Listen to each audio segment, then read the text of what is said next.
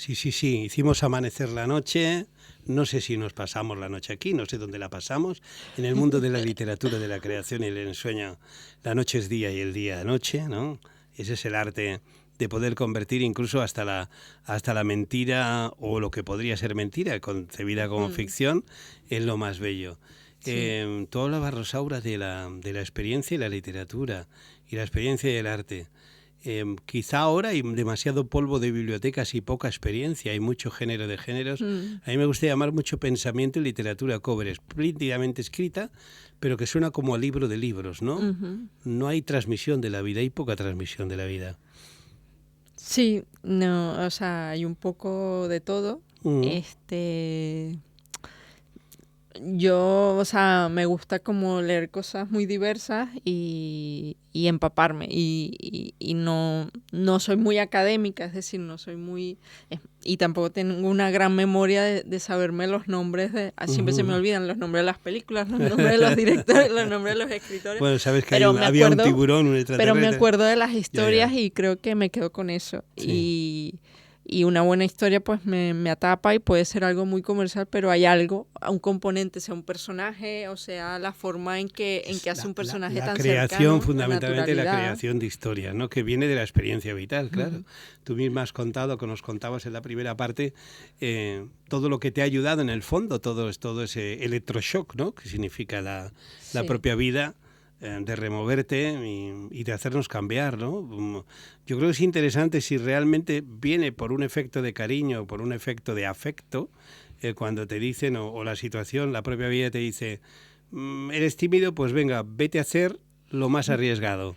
Es decir, Sí, vete a dar el paso delante tú como tímido, o aquello que se nos decía en los colegios, Pepito, Pepita, sal a la pizarra, y siempre eras más tímido. No, no, no, no. sí.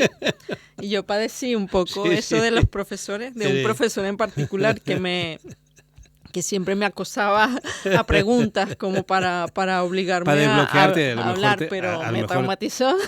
bueno, claro. Hombre, nunca se acierta del todo en las cosas, pero muchas veces lo hacen para tu favor, para decirte, oye, mira que no, como pasaba con los complejos físicos, personales, Mm. hasta que sales al encuentro del amor y resulta que no es tan importante que seas más alto, más delgado, o más gordo, o más de esto, o que lleves, qué sé yo, o que la nariz o las orejas, Mm. sino que es la conexión que tengas con esa persona y entonces todo lo demás forma parte de la creatividad un poco dentro del acto amoroso, ¿no? Claro, porque yo creo que, por ejemplo, o sea, yo vengo de ser una niña que al principio era, yo creo que relativamente extrovertida, es Ujú. decir, como que no, era muy natural mi forma de expresarme, me crié con primos, con varones, y digamos que, pero el mundo de alguna forma hizo como que me retrayera, ¿no? O sea, porque sentí como que no estaba bien ser yo. Y Mm. eso me llevó Ah, claro, a eso es mucha importante. timidez, Es a mucha... importante porque forma parte, mira, has dado en un clavo que pasa en muchos creadores. Es el esconder como tú eres, esa explosividad que tiene la Mm. persona creativa, que dices, no sé si te habrá pasado, y dice, bueno, no voy a apretar demasiado acelerador, no vaya a ser que produzca rechazo. Porque a Sí, veces, ¿no? Por el miedo al rechazo, ¿no? yo creo que de alguna forma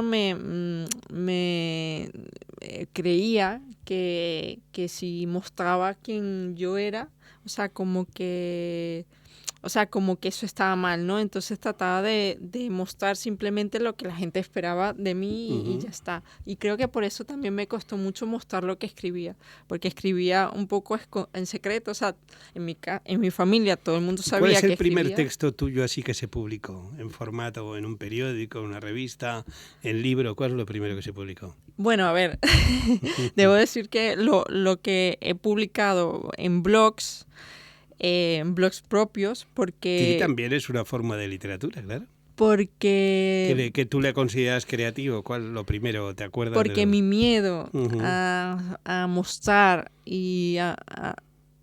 como que era algo muy íntimo lo que ujú. escribía, aunque no hablara de mí, o sea, era como, tenía tanto miedo a ser como criticada o de alguna forma que no fuera valorado lo que hacía, que me Mm. costó mucho el publicarlo, el mostrarlo a otras, que lo leyeran otras personas, ¿no? Entonces, sí que me metí en algún concurso, pero porque los concursos eran como, bueno, no sé quién los está viendo y de alguna forma me daba Podías esconderte un poco, cierto claro. anonimato, ¿no? Y me costó mucho tiempo, tanto que escribí estas 2 novelas, las escribí y las quedaron en cajones durante muchos años. Tardaste mucho. Tardé muchísimo en ¿Cuál publicarlas. es la primera que te enseñasela a la... Esta, El silencio de las rosas. El silencio de las rosas. Me llevó 5 años escribirla. ¿Esta está escrita ya aquí o en Venezuela? No, aquí. La empecé a escribir y fue... A mí no me gusta la palabra casualidad, me gusta más como pensar en sincronicidades, ¿no? Empecé a estudiar escritura en una escuela de escritura de aquí en Barcelona. Entonces, la primera actividad pues surgió, que fue al azar, surgió como la maldad, ¿no? Y de alguna forma empecé como a empaparme de esa parte oscura que nunca había como ni siquiera pensado. Este es un libro de esas experiencias duras, ¿no? Sí, y creo... Salido de esa etapa, vamos. Salido de esa etapa, pero también dosificado, porque en un principio empecé a escribir como muy oscuro, y luego a medida que escribí este libro, que lo reescribí infinidad de veces, y como que el final no me convencía, porque cada vez que lo reescribía cambiaba el final, porque de alguna forma, siempre que como tardé mucho en acabarlo, era algo como que yo iba cambiando con el libro, ¿no? Quizás este fue el que más me ha costado escribir y darle un fin. A veces creo que si lo retomara le volvería a cambiar cosas. Eso no. Cuanto más espontáneo mejor, porque si no te puede volver loca. Sí. O loco, vaya. Es decir, porque no lo acabarías nunca. Sí. Entonces, claro, me llegué y dije, ya, se acabó, no reescribo más, y eso fue la forma de terminarlo, porque no había... ¿Y la experiencia de la gente que lo ha leído? ¿Qué te ha comunicado respecto a ese libro? Bueno, me han dicho que engancha, que es algo como que empiezan a leerlo y de alguna forma como que quedan enganchados en la historia y no paran lo acaban bastante rápido. Y que, bueno, que de alguna forma, claro, lo han leído personas tanto que les gusta el género como que no. Pero me quedo con las personas que no les gusta el género, pero aún así les ha gustado mi novela. Porque ven la estructura de la novela. Porque pienso que le da un poco de mérito el decir, bueno, esta persona que no se leería un libro de este género en la vida, pues claro, lo ha leído y lo ha sabido valorar desde un punto de, bueno, es una historia que está, bueno, que les ha gustado, que me han dado buenos comentarios. Y que yo creo que al final sí que me representa, ¿no? Y explora la maldad, pero también como la esperanza. Y creo que por eso tiene esa parte de mí. Y esa exploración de la maldad, porque claro, siempre se habla mucho de que esto en el fondo es un infierno, ¿no? Que es el reino un poco de la maldad, y por eso tenemos que crear esos mundos paralelos a través de la creación. ¿Cómo identificas tú la maldad? ¿Cómo retratas un personaje que encarne esa maldad? Bueno, ¿cuál dirías que es la nota distintiva? Porque muchas veces la maldad está emboscada, disfrazada, es sinuosa, ¿no? Claro. Yo creo que la bondad frontal generalmente es muy infantil, no es directamente la propia maldad más peligrosa, ¿no? Que al final tampoco he reflejado una maldad pura, digamos, un villano que sea villano porque nació así y ya está. Digamos que no me he indagado mucho en la psicología del personaje, que en este caso es un personaje masculino, entonces me generaba un reto de escribir algo en la piel de un hombre, ¿no? Siendo yo mujer, pues te crea un reto, pero además que atraviese una crisis existencial en donde esté muy cerca de la locura. Creo que, empecé la historia pensando que iba a escribir una cosa y terminó siendo otra, ¿Por qué? Porque porque me di cuenta que no, que mientras más indagaba en ese personaje, o sea, más me sumergía como en sus matices, ¿no? En los matices de... Yo creo que todo el mundo, todo escritor o escritora te lo cuenta, los personajes acaban teniendo vida propia, ¿no? Es un poco como el Frankenstein, acaba apareciendo y el bichito pues se mueve solo y yo creo que mis personajes... Y acaba por poseerte casi, ¿no? Yo creo que mis personajes y mis historias tienen vida propia, o sea, yo empiezo a escribir y a veces hago escaletas y hago mapas de cómo va a ser, pero empiezo a escribir y me llevan por otros lugares. Eso es muy buena señal.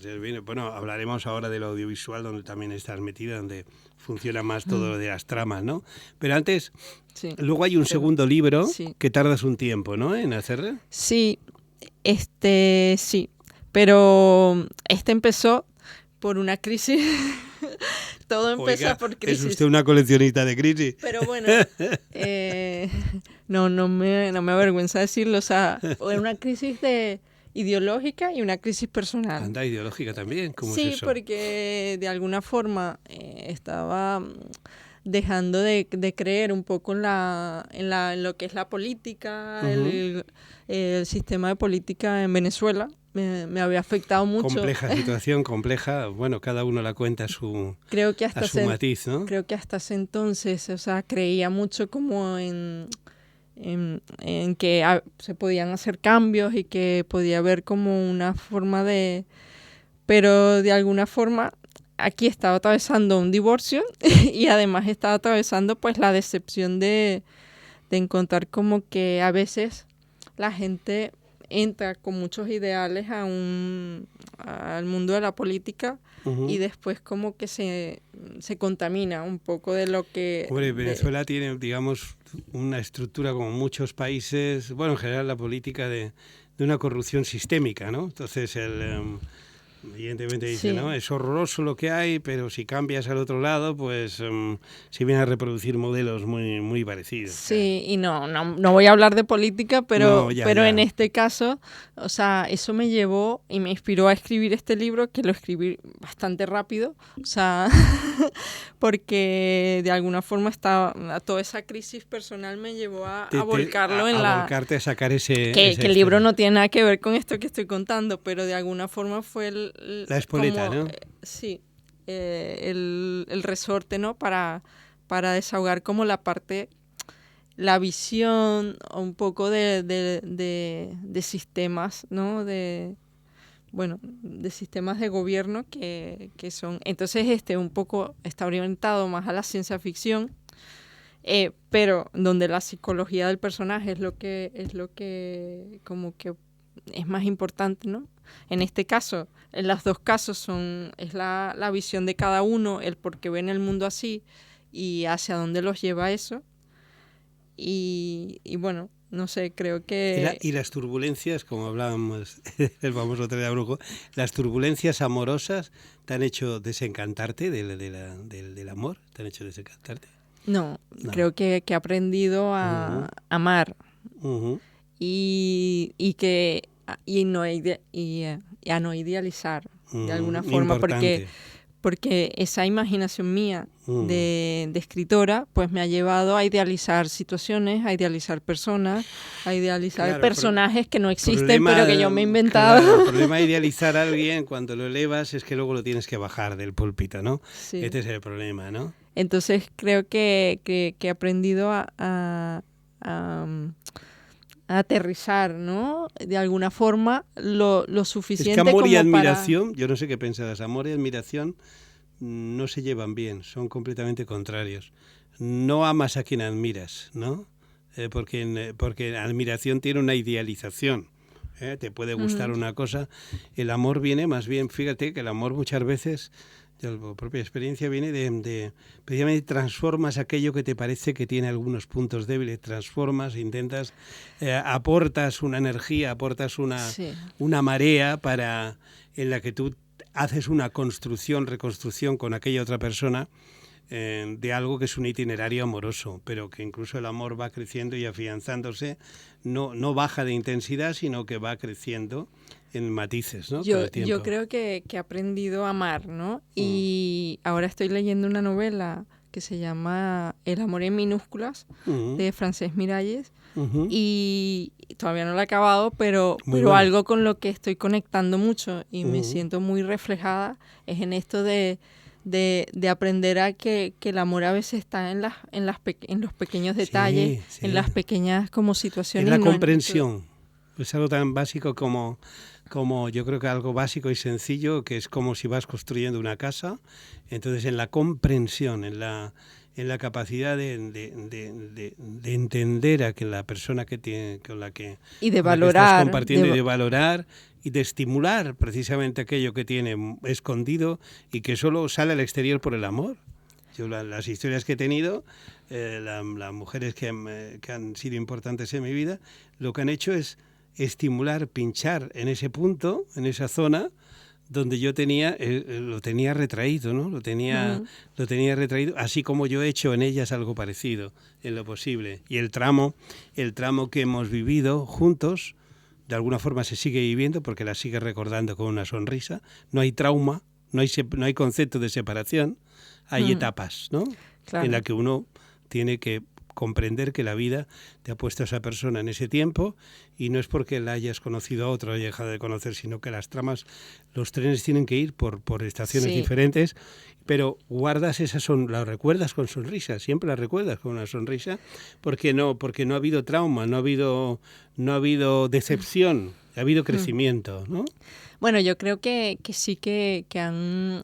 A ver, hubo mucho sufrimiento en mis relaciones, porque creo que también esa parte de idealizar personas y situaciones, pues te lleva a como... decepción.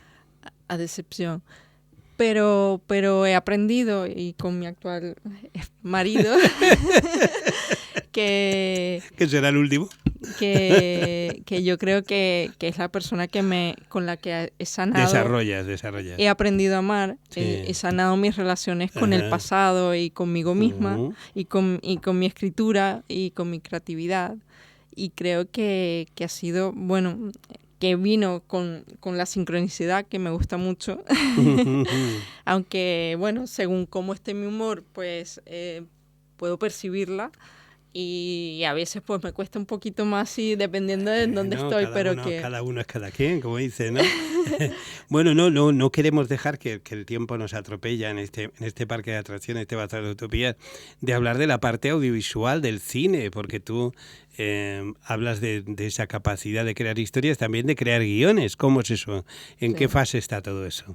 Sí, bueno, ahora estoy en la fase de intentar vender estas historias, o sea, llevarlas. ¿Tienes escritas ya? Tengo algunas escritas, sí. Bien. Sí, porque tengo algunas escritas y ahora mi objetivo pues es también intentar darle una salida de conseguir que llegue a la pantalla, ¿no? Y bueno, es un poco... Siempre en concepto guionista, no dirigiendo, guionista. Sí, creo que me gusta la idea de sentarme como en la parte del guión, ¿no? Y dejar como la dirección como a...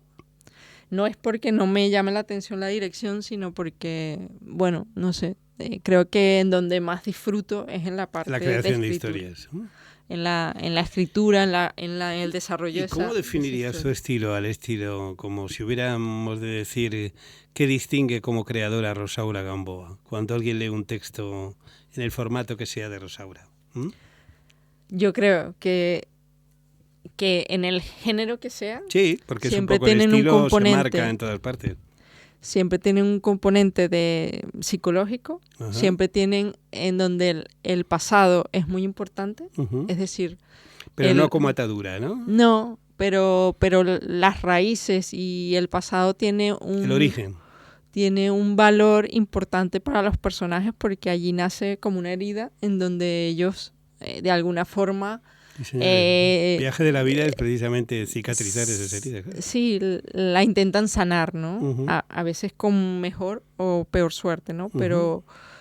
Pero como que intentan darle una explicación o encontrar respuestas a algo que los atormenta o que de alguna forma los hace sufrir.